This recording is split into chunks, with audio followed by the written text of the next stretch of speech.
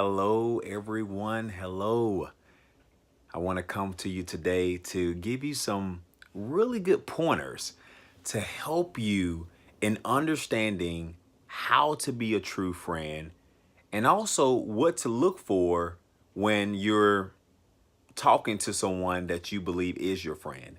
These are some key characteristics you need to look out for because sometimes we have people in our lives that they seem to be true, they seem to be on our side, but honestly, they're not true friends. And so I want to give you some really good pointers to look out for so that you can be a better friend and also so that you can put the right type of friendships and relationships in your life starting today. Now, the first thing I want to tell you is this. Don't stay in environments that drain your resources. That's the number one thing.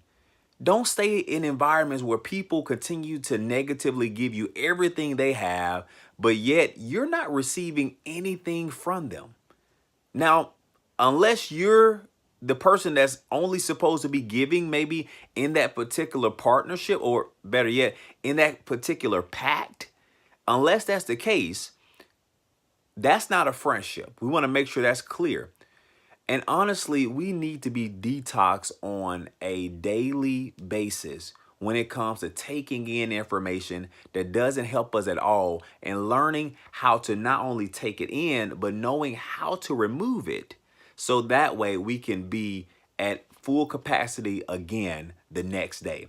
But that's the first thing we need to be aware of when we're talking about a friendship is making sure that you don't have a person that continuously drains you. That's not good. Now, the second thing is this. We need to be patient with ourselves because guess what? It takes time to grow. It takes a baby time to move from crawling to walking. It takes individuals times to move from adolescent to adult age. And so it's the same thing when it comes to friendships. It takes time to be able to grow a friendship. So it's very understandable when we have disagreements and we're not always thinking the same things and maybe we have a different strategy about how we want to approach a problem or how we handle things. But we need to learn to just be patient with ourselves in a friendship. We don't need to feel as if we need to just be one-sided when it comes to those that are in our lives. Let's be patient with ourselves because when we're patient with ourselves, we're also able to be patient with others. Really important fact there.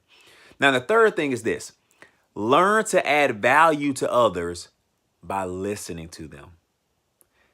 The best thing you can do when you're thinking about a friendship and you're really trying to find out what's going on with your particular person to is to not assume anything, but to acknowledge everything. Because when you acknowledge, you're not saying you agree, but what you're saying is that what you're stating is important because it's coming from their mouths. It's what they feel in their heart. And it's important to listen to them. It's really key. Because the more that they feel that they're being listened to, the more they feel that they have a voice with you, then that builds trust, that builds rapport, and it lets them know that there's somebody in their corner that cares about their well-being. So that's the third thing is that we need to make sure that we're listening. Now, the fourth thing is whenever a person finishes and whenever maybe you're about to break from that conversation, as much as possible, try to give them one statement of affirmation. That's really important because sometimes we can forget that we have gifts inside of us. We can forget our strengths. We can forget our importance when it comes to being here. And when I talk about being important, there's plenty of things that are going on in life and everything doesn't just revolve around us. And that's not what I'm saying when I think about important. I'm really just saying that each person is unique. And so because of that, we all want to make sure we're playing our part. Because the more each person does what they're supposed to in this life, then hopefully we can work together in order to help those that are in need by working at a greater unified pace. That's really important.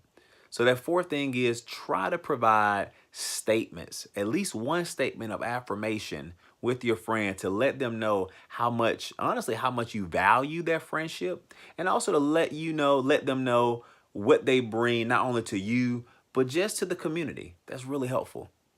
Now, the fifth and final thing that's really important to let somebody know that you're a true friend is to not go along to get along. I remember one of my spiritual mentors told me this is, if I have to become you just to be liked by you, then I probably don't need you. Okay? Because as a friend, I'm supposed to be able to give you compliments, but at the same time, I should be able to give you critique because I care about your growth. So let's remember that when we're moving through life and we're gaining these friendships, let's remember those 5 things. All right. Number 1, don't stay in environments that constantly drain you, that drain your resources. Number 2, be patient with yourself. All right. It takes time to grow. Number 3, add value to others by listening to them. Number 4, give at least one statement of affirmation, of enlightenment to your friend to let them know that they're important, that they have value. And number 5, don't just go along to get along. All right, if you felt like what you learned today has been helpful, let me know by hitting the like button. Also, give me some comments, feedback about what you thought about this particular video today. And just remember to not settle in life. To remember that moving forward will get you closer to your goal every time, and that you have a gift inside of you that needs to be shared with the world. So don't waste it. Use it. Talk to you later. Bye-bye.